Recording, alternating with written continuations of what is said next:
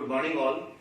आज क्लास को स्टार्ट करने के पहले मैं आप लोगों से आग्रह कर रहा हूं कि ई लर्निंग के माध्यम से जो भी classes Chanakya college of education के द्वारा दिया जा रहा है, आप सभी लोग उस चैनल को, उस यूट्यूब चैनल को सब्सक्राइब कीजिए, लाइक कीजिए और शेयर कीजिए।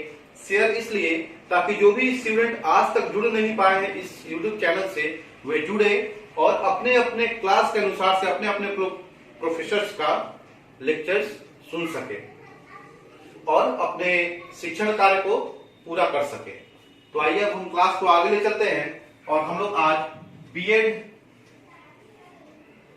सेकेंड ईयर से पेपर C10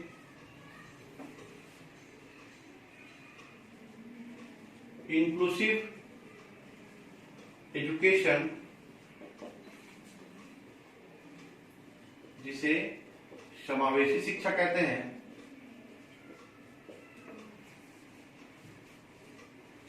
इसके अंतर्गत हम लोग यूनिट फर्स्ट से चैप्टर नंबर 4 को देख रहे थे और लास्ट क्लास में हम लोगों ने देखा था कि एक आदर्श प्रधानाध्यापक के गुण कौन कौन से होने चाहिए। लास्ट क्लास में हम लोगों ने डिस्कस किया था कि एक आदर्श प्रधानाध्यापक के गुण कौन कौन से होने चाहिए और आज की क्लास में हम लोग डिस्कस करेंगे कि एक प्रधानाध्यापक के कर्तव्य कौन कौन से होने चाहिए। ठीक है, तो आइए हम लोग देखते हैं आगे।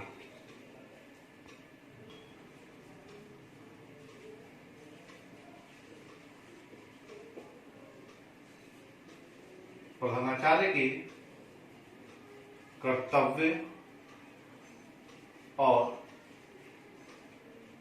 प्रबंधन कौशल, अर्थात एक प्रधानाचार्य के कर्तव्य कौन कौन से होने चाहिए, क्या क्या ड्यूटीज होनी चाहिए, वो प्रधानाध्यापक कौन कौन सा काम करे, इसके बारे में हम लोग डिटेल्स देखेंगे। तो अब हम देखेंगे कि प्रधानाचार्य के कर्तव्य और प्रबंधन कौशल, एक प्रधानाचार्य के कर्तव्य कौन कौन से हैं और उनका प्रबंधन कौशल कौन कौन सा है, अर्थात उनके ड्यूटीज क्या है और मैनेजमेंट स्किल क्या क्या है। किसी भी प्रधानाध्यापक का एक कर्तव्य क्या होना चाहिए और उसके पास कौन कौन सा प्रबंधन कौशल होना चाहिए, उसको देखते हैं। तो कर्तव्य और प्रबंधन कौशल के लिए इसको 3 भागों में बांटा गया है। जो पहला भाग है वह है कि प्रशासकीय कर्तव्य होना चाहिए, एक प्रधानाध्यापक के पास प्रशासकीय कर्तव्य होना चाहिए। दूसरा जो है वह है शैक्षणिक कर्तव्य होना चाहिए और जो तीसरा है वह है संपर्क कर्तव्य होना चाहिए, अर्थात एक दूसरे से लगाव, एक दूसरे से संपर्क प्रधानाध्यापक का होना चाहिए। अब हम बारी बारी से सबको देखते हैं। तो पहला देखेंगे कि एक प्रधानाध्यापक के पास प्रशासकीय कर्तव्य कौन कौन से होने चाहिए। तो प्रशासकीय कर्तव्य को भी समझने के लिए इसको 2 भागों में बांटेंगे और जो पहला भाग है वह है सामान्य कार्य। प्रशासकीय कर्तव्य का जो पहला काम है वह है सामान्य कार्य और दूसरा कार्य है निरीक्षण कार्य, अर्थात किसी भी चीजों की जांच करना। निरीक्षण को ही जांच करना भी कहते हैं। तो एक प्रधानाध्यापक किसी भी चीजों की जांच कर सकता है, उसी के कार्यों के बारे में दिया गया है। तो अब हम पहले कार्य में चलते हैं जो कि सामान्य कार्य है। तो इसमें पहला जो कार्य आता है वह है साधनों की पूर्ति। क्योंकि विद्यालय सिर्फ और सिर्फ प्रधानाध्यापक से नहीं चलता है, उसको चलाने के लिए अनेक साधन चाहिए, जैसे शिक्षक चाहिए, विद्यार्थी चाहिए और तमाम वो साधन चाहिए जिससे हम अपने विद्यालय को चला सके। एक विद्यालय में जितने सारे भी कार्य के सामान हैं वे सब के सब इस साधनों की पूर्ति में आते हैं। तो एक प्रधानाध्यापक का यह कर्तव्य है कि वह विद्यालय में सारे साधनों की पूर्ति करे जिससे हम अपने विद्यालय को आगे चला सके। जो सेकंड पॉइंट है वह है छात्रों का प्रवेश और वर्गीकरण।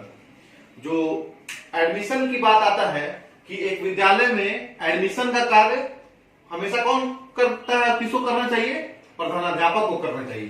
तो छात्रों का प्रवेश, छात्रों का एडमिशन करना और एडमिशन के बाद उन छात्रों का वर्गीकरण करना कि कौन सा छात्र किस क्लास के लायक है और कौन सा छात्र किस क्लास के लायक है, उसको डिवाइड करना। तो एडमिशन और स्टूडेंट डिवाइड का काम किसका है? प्रधानाचार्य का है। उसके बाद हम लोग चलते हैं आगे कि एक प्रधानाचार्य का यह कर्तव्य बनता है कि वह अपने विद्यालय के लिए बजट निर्माण करे। क्योंकि किसी भी विद्यालय में एक साल का सेशन चलता है, तो उस सेशन में वह अपने विद्यालय में कैसे बजट को लाए, अर्थात वह अपने इनकम और एक्सपेंडिचर के द्वारा यह तय कर सकता है कि मेरे विद्यालय का बजट क्या होना चाहिए, हम अपने विद्यालय पे कहां खर्च कर सकते हैं और कहां हमें अपने विद्यालय में अर्न करना है। तो अपने विद्यालय बजट का निर्माण के लिए कौन जवाबदेह है? प्रधानाचार्य जवाबदेह है। एक प्रधानाचार्य का यह कर्तव्य बनता है कि वह अपने विद्यालय का बजट बनाए। और उसके बाद जो टॉपिक है वह है समय चक्र का निर्माण करना। एक प्रधानाध्यापक का यह भी कर्तव्य है कि वह समय चक्र का निर्माण करे, रूटीन का निर्माण करे कि सुबह के असेंबली से छुट्टी होने तक के वक्त में यह जो समय चक्र का क्रिया है वह कैसे और किस किस हिस्सों में बटा हुआ रहेगा। यह निर्माण करने का कार्य हमेशा एक प्रधानाचार्य का होता है। उसके बाद है कार्य विभाजन। यह एक प्रधानाचार्य का बहुत ही महत्वपूर्ण कर्तव्य है कि कार्य विभाजन, कि हम अपने कार्य को किस हिसाब से किस किस लोगों के बीच में बांट रहे हैं जिससे हमें ज्यादा से ज्यादा लाभ प्राप्त हो सके। तो कार्य विभाजन का जो बात है वह बहुत ही महत्वपूर्ण इसलिए बन जाता है क्योंकि अगर एक शिक्षक से हम कहें कि आप लेखापाल का काम कर लीजिए और लेखापाल से कहें कि आप आके शैक्षणिक कार्य को पूरा कर दीजिए, तो क्या यह संभव है? यह कभी संभव नहीं है। तो हमेशा कार्य विभाजन का जो काम है वह प्रधानाध्यापक अपने सूझबूझ से और अपने क्षमता से सबों में समान रूप से विभाजित करता है, ताकि सब लोग अपने अपने कार्य में अपना ज्यादा से ज्यादा आउटपुट दे सके। उसके बाद है पाठ्य पुस्तकों का चयन। चूंकि विद्यालय में और किस क्लास में कौन सा पाठ्य पुस्तकों को चलाना है, इसका चयन हमेशा एक प्रधानाध्यापक ही करता है और उसे ही करना चाहिए, क्योंकि प्रधानाध्यापक अपने विद्यालय में सबसे ज्यादा जानकार होते हैं। तो जाहिर सी बात है उनको पाठ्य पुस्तकों का भी विस्तृत जानकारी होता है और वे जानते हैं कि कौन सा पाठ्य पुस्तक चलाना हमारे बच्चों के लिए और शिक्षकों के लिए दोनों के लिए लाभदायक होगा। तो वे पाठ्य पुस्तकों का चयन का काम भी प्रधानाध्यापक के द्वारा किया जाता है। उसके बाद है अनुशासन व्यवस्था। यह किसी भी विद्यालय का, किसी भी स्कूल का बहुत ही इंपॉर्टेंट काम है कि हम अपने विद्यालय में अनुशासन, डिसिप्लिन कैसे मेंटेन करें। क्योंकि कोई भी अभिभावक यही चाहता है कि मेरा बच्चा जिस विद्यालय में जाए वह विद्यालय अनुशासित हो। अगर विद्यालय अनुशासित होगा तो जाहिर सी बात है कि वहां से बच्चे जो बाहर निकलेंगे, इस समाज में आएंगे, वे भी अनुशासित बच्चे बन के ही आएंगे। तो अनुशासन व्यवस्था को बनाए रखने में प्रधानाचार्य का बहुत ही बड़ा रोल है और यह प्रधानाचार्य का एक महत्वपूर्ण कर्तव्य है कि वह हमेशा अपने विद्यालय में अनुशासन व्यवस्था को बनाने के लिए हर संभव काम करे, हर संभव प्रयास करे और हर संभव दूसरों का, यानी कि शिक्षक कर्मियों का और भी कर्मचारियों का लाभ ले सके और अपने विद्यालय में अनुशासन व्यवस्था को बनाए रखे।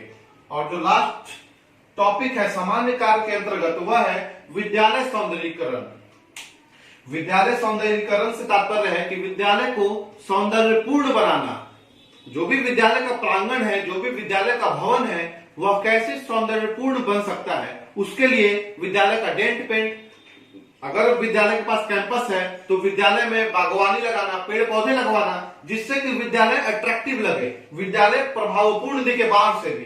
तो यह रहा विद्यालय में सामान्य कार्य जो प्रशासकीय कर्तव्य के अंदर एक प्रधानाध्यापक का आता है।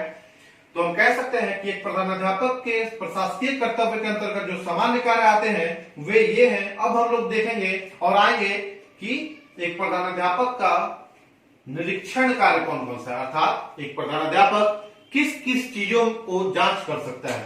तो जो पहला चीज है वह है अध्यापक कार्य का निरीक्षण। चूंकि कोई भी शिक्षक किसी भी विद्यालय में अपने प्रधानाध्यापक के अंडर में ही काम करता है और उसी के देखरेख में अपने बच्चों को शिक्षा देता है। तो यह प्रधानाध्यापक का एक महत्वपूर्ण कर्तव्य है कि वह अपने अध्यापक जो भी कार्य कर रहे हैं वह अपने अध्यापकों का कार्य निरीक्षण करें कि क्या मेरे अध्यापक जो है वे सही दिशा में प्रयास कर रहे हैं, क्या मेरे अध्यापक सही दिशा में पढ़ा रहे हैं, क्या मेरे अध्यापक जो पढ़ा रहे हैं बच्चों तक पहुंच पा रहा है, क्या मेरे अध्यापक जो पढ़ा रहे हैं उससे बच्चे लाभान्वित हो रहे हैं। तो ये सारा का सारा निरीक्षण कार्य किसका है, प्रधानाचार्य का है। और यह एक बहुत ही महत्वपूर्ण और बहुत ही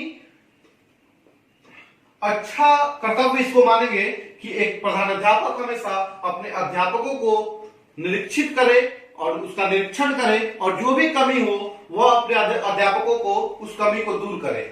और जो सेकंड पॉइंट है इसमें वह है अभिलेख निरीक्षण।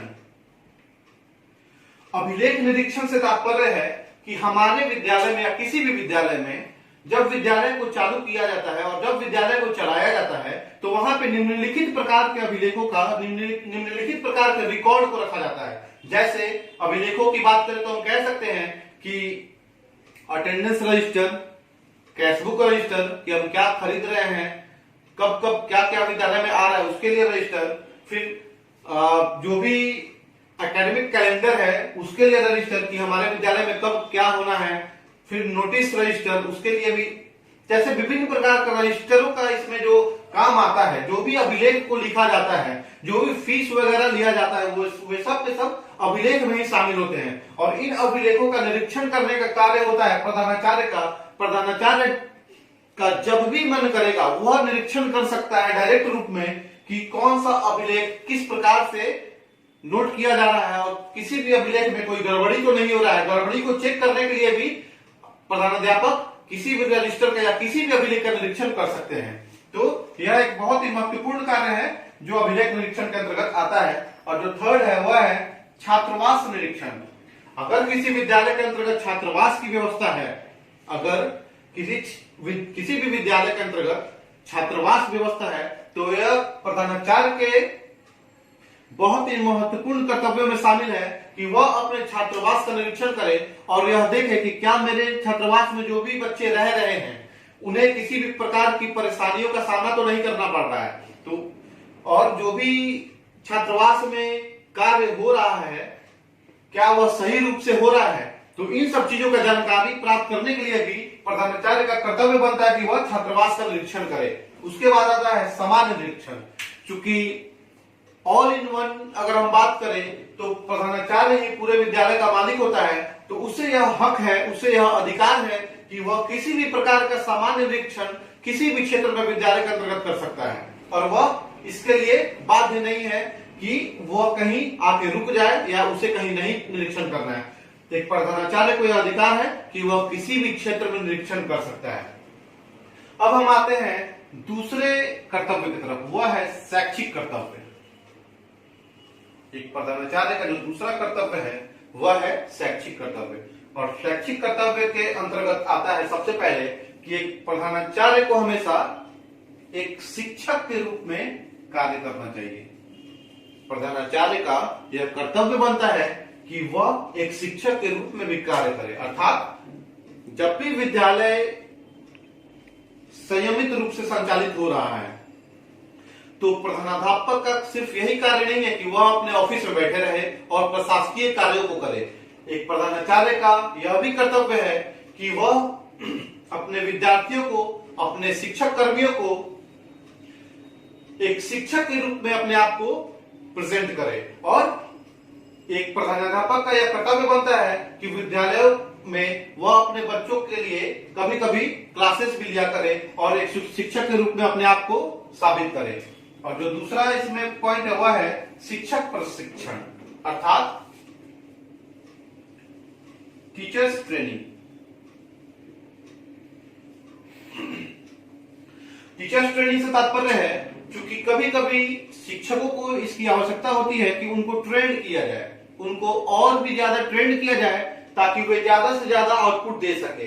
बहुत सारे शिक्षक ऐसे होते हैं कि जो टेक्नोलॉजी को आज भी सही रूप से नहीं चला पाते, तो उनके लिए ऐसा कार्य कौन करता है? प्रधानाध्यापक ही वह कार्य करता है कि उनको टेक्नोलॉजी के माध्यम से मजबूत कर सके या किसी भी प्रकार का प्रशिक्षण की आवश्यकता अगर हो, किसी भी प्रकार का अगर प्रशिक्षण की आवश्यकता प्रधानाचार्य को लग रही है कि हमें प्रशिक्षण देना चाहिए शिक्षकों को, तो प्रधानाचार्य का यह कर्तव्य है कि वह अपने शिक्षकों को प्रशिक्षण दे। और प्रशिक्षण का मोड बहुत सारे मोडों में हो सकता है, जैसे वह वाद विवाद में भी हो सकता है, या नियमित क्लास लेके भी शिक्षकों को प्रशिक्षण दिया जा सकता है। तो इस प्रकार से हम लोग प्रधानाचार्य का प्रशासकीय कर्तव्य और शैक्षणिक कर्तव्य को देखें। अब जो लास्ट कर्तव्य है एक प्रधानाचार्य का, उसको देखेंगे, जो है संपर्क कर्तव्य। संपर्क कर्तव्य से तात्पर्य है कि एक प्रधानाचार्य को हर हाल में किसके किसके संपर्क में अच्छे तरीके से रहना चाहिए। तो उसमें सबसे जो पहला आता है वह है शिक्षकों से संपर्क। एक प्रधानाचार्य को अपने शिक्षकों से अच्छे रूप से संपर्क साधना चाहिए। संपर्क इसलिए ताकि वे शिक्षकों के साथ जुड़ सके और शिक्षकों के कमोबेश जो स्थिति है, जो भी शिक्षकों को आवश्यकता की जरूरत है, उस आवश्यकता की पूर्ति के लिए किसका जरूरी है? संपर्क कर्तव्य का होना जरूरी है। किसके लिए? एक प्रधानाचार्य के लिए। अब दूसरा इसमें जो है वह है कि एक प्रधानाचार्य को हमेशा अपने शिक्षकों के साथ साथ छात्रों से भी संपर्क में रहना चाहिए। छात्रों से संपर्क में रहने का कारण बहुत सारा हो सकता है। इसमें एक कारण यह भी हो सकता है कि क्या सारे के सारे छात्र जो भी विद्यालय में पढ़ रहे हैं वे अपने आप को कंफर्ट जोन में रखे हुए हैं कि नहीं, या उन्हें किसी प्रकार की कठिनाई हो रही है। तो ये सब कौन जानेगा? ये सब प्रधानाचार्य जान पाएंगे जब वे छात्रों से संपर्क में रहेंगे। उसके बाद जो है वह है अधिकारियों से संपर्क। शिक्षकों और छात्रों से संपर्क के बाद अधिकारियों से संपर्क भी रखने का कारण किसका है? प्रधानाचार्य का। और यह इसलिए जरूरी है क्योंकि विद्यालय के बाहर जो भी अधिकारीगण हैं उनका भी आवश्यकता कभी कभी पड़ता है। तो उसके लिए यह आवश्यक है कि प्रधानाचार्य हमेशा अधिकारियों के टच में रहे, अधिकारियों से संपर्क बनाए रखे, ताकि कभी भी कोई अकस्मात जरूरत आन पड़े तो वह अपने कार्य को आसानी से सिद्ध कर पाए। और उसके बाद है अभिभावकों से संपर्क। यह एक महत्वपूर्ण बिंदु है संपर्क कर्तव्य में, क्योंकि विद्यालय में बच्चे कहीं से भी आए हो, किसी न किसी अभिभावक से जुड़े हुए हैं। और अभिभावक को अपने विद्यालय से क्या चाहिए, अभिभावक को अपने बच्चे के लिए विद्यालय से क्या चाहिए, ये किससे बात करने पे होगा? जब अभिभावक प्रधानाचार्य के संपर्क में रहेंगे तो वे अपने डिमांड को, अपने रिक्वायरमेंट को पूरा कर सकते हैं। तो इसलिए भी हम कह सकते हैं कि एक प्रधानाचार्य को अभिभावकों से संपर्क में हमेशा रहना चाहिए, क्योंकि अभिभावक हर रूप में बच्चों के लिए चाहते हैं कि वे ज्यादा से ज्यादा